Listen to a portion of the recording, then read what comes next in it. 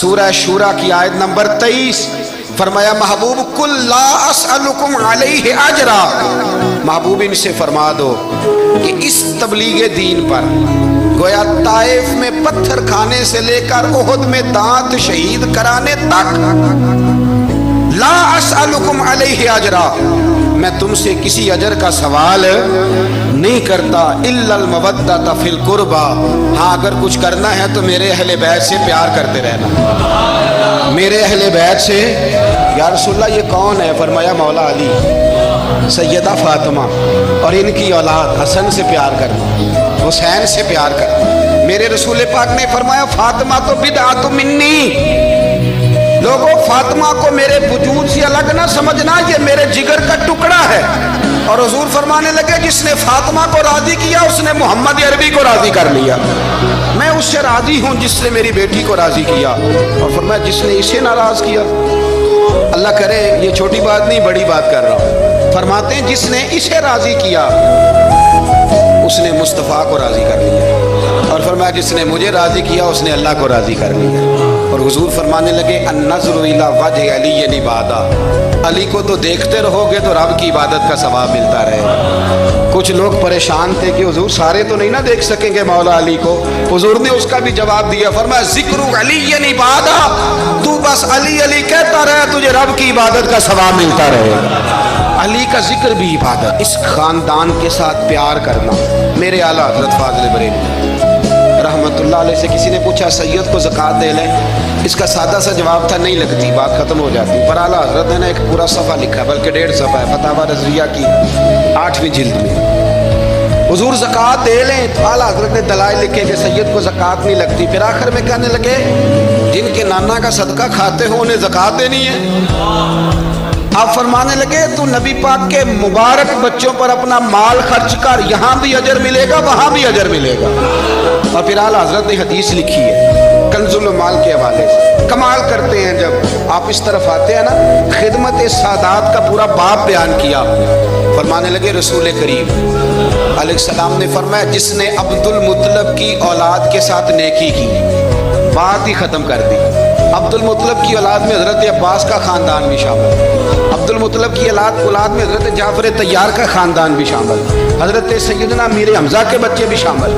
حضور فرمانے لگے جس نے عبد المطلب کی اولاد کے ساتھ نیکی کی، قیامت کے دن مجھ پر لازم ہے کہ جب وہ مجھ سے ملے گا تو میں اسے صلہ دوں گا، میں اسے۔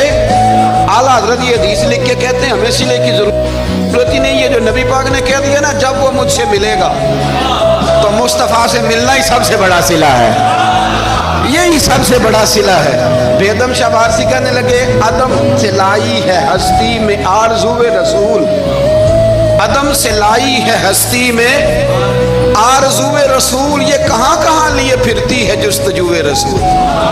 ہمیں عدم سے لائی ہے ہستی میں آرزو رسول، اور کہاں کہاں لیے پھرتی ہے جستجو رسول۔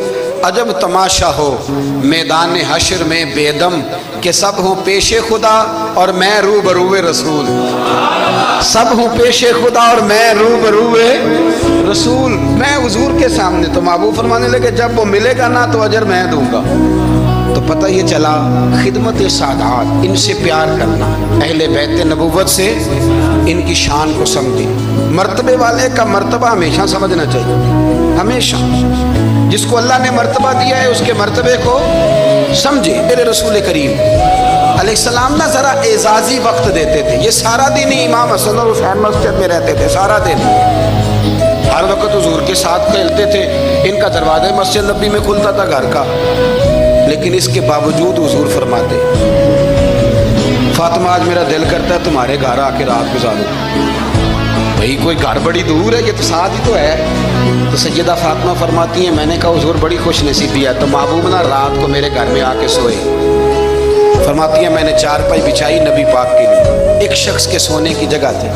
حضور نے فرمایا میں تو حسن حسین کے لیے آیا ہوں۔ یا رسول اللہ پھر فرمایا یہ میرے ساتھ سوئیں گے۔ میں نے عرض کی حضور آپ کو دقت ہوگی، کیسے سوئیں گے؟ تو نبی پاک علیہ السلام نے فرمایا میں سلا لوں گا۔ حضرت فاطمہ کہتی ہیں ایک کندھے پہ حضور نے امام حسن کو لٹا لیا اور دوسری سائڈ پہ امام حسین کو لٹا لیا۔ کہتی ہیں امام حسین کی عادت تھی، وہ رات کو دودھ مانگتے تھے، میں نے برتن میں رکھا ہوتا تھا، میں ڈال کے دیتی تھی، بچے مانگتے ہیں نا رات کو دودھ۔ فرماتی ہیں رات کو نا امام حسین نے دودھ مانگا، میں اٹھنے لگی دودھ دینے کے لیے، اور حبیب نے فرمایا بیٹے تو لیٹ جا، آج میرے ساتھ سویا تو دودھ بھی میں ہی پلاؤں۔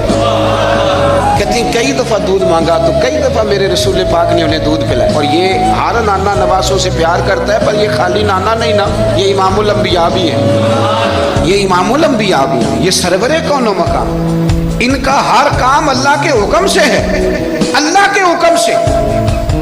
حضرت سیدنا عبداللہ ابن عمر رضی اللہ تعالیٰ عنہ فرماتے ہیں کہ نبی پاک نے پیغام بھیجا سیدہ فاطمہ کو، فرمایا حسن کو بھیجو، میرا ملنے کو دل کر رہا ہے۔ تو کہتی ہیں وہ گھر میں نا دیر ہو گئی امام حسن کو آنے میں۔ اعلیٰ حضرت فرماتے ہیں مجھے لگتا ہے کہ بی بی صاحبہ غسل کرانے لگ گئی، کپڑے تبدیل کرا رہی تھی، مائیں کرتی ہیں نا بچہ باہر جانے لگا تھے واپس آپ پہلے کپڑے بدل، تو ذرا دیر ہو گئی تو نبی پاک بے چین ہو گئے، میں حسن آ کیوں نہیں رہا، میرا ملنے کو دل ہے۔ فرماتے تھوڑی دیر گزری تو امام حسن نے دروازہ کھولا سیدہ پاک کا، جب دروازہ کھولا تو رسول کریم نے دونوں بازو یوں کھول دیے اور نبی پاک گھٹنوں کے بل زمین پر بیٹھ گئے۔ امام حسن بھی جب اندر سے نکلے تو انہوں نے بھی یوں بازو کھولے، تو کہتے ہیں رسول کریم کے جب گلے سے آ کے لگے تو عبداللہ ابن عمر کہتے ہیں میں نے حضور کی آنکھوں میں آنسو دیکھے اور محبوب ان کا ماتھا چوم کے کہنے لگے اے اللہ میں ان دونوں سے محبت کرتا ہوں، تو بھی ان سے محبت فرما، میرے اللہ جو میرے حسن حسین سے محبت کرے اس بندے سے بھی محبت فرما، جو ان سے پیار کرے اس سے بھی۔ ہمارے بزرگوں کو نا اہل بیت سے بڑا پیار ہوتا تھا، اصحاب کے بھی غلام اور اہل بیت کے بھی۔ میں نے کہا ہے کہ اب ہمارے مزاجوں میں نا خشکی آ گئی ہے، اور یہ اخلاق کی بات کریں، یہ سیدھی سیدھی نماز روزے کی بات کریں، اصول کی، وہ جو ادب تھا، وہ جو عشق تھا، وہ جو وارفتگی تھی، وہ حسن کدھر گیا؟ حضرت عمر سے زیادہ تو اصول پسند کوئی نہیں نا، ان سے زیادہ سخت مزاج اصول پسند بندہ تو کوئی نہیں نہ ملے گا امت کو۔ امام حسین 10 سال عمر تھی، بچے تھے، مسجد میں آئے، حضرت عمر خطبہ دے رہے، جہاں اصول کی بات ہوگی وہاں اصول کی ہوگی، اور جہاں عشق کی ہوگی جہاں عشق کی ہوگی، نماز پڑھا کہ میں تینول دیکھا، میں تے کعبہ بھول گیا آئی۔ تو امام حسین آئے مسجد نبی میں، حضرت عمر خطبہ دے رہے تھے، مولا علی کے ساتھ آئے بچے جمعہ پڑھنے، امام حسین آئے تو جناب عمر کے سامنے کھڑے ہو گئے، کہنے لگے عمر نیچے اترو، میرے نانا کا ممبر ہے۔ حضرت علی نے بازو تھاما، کہا یہ کیا کہہ رہے ہو؟ جناب فاروق اعظم فرمانے لگے جمعہ ہو رہا ہے، خطبہ ہو رہا ہے، لوگ جمعہ پڑھنے آئے ہوئے، اس میں اب بچہ آ جائے تو کیا جمعہ چھوڑا جائے گا؟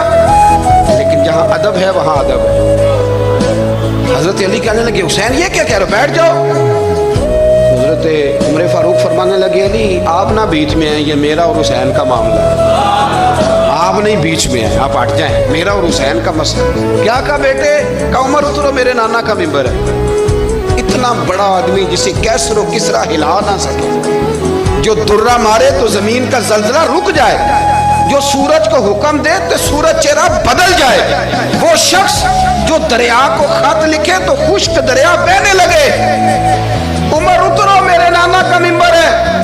فاروق اعظم زمین پہ اتر آئے، ہاتھ باندھ کے کھڑے ہوئے، کہنے لگے حسین میں اتر گیا ہوں، پتر ممبر تو تیرا ہے یا تیرے نانا کا؟ ختم ہو گئی بات۔ تو حضرت امام حسین کہنے لگے جا کے اپنے نانے کے ممبر پہ بیٹھ جا۔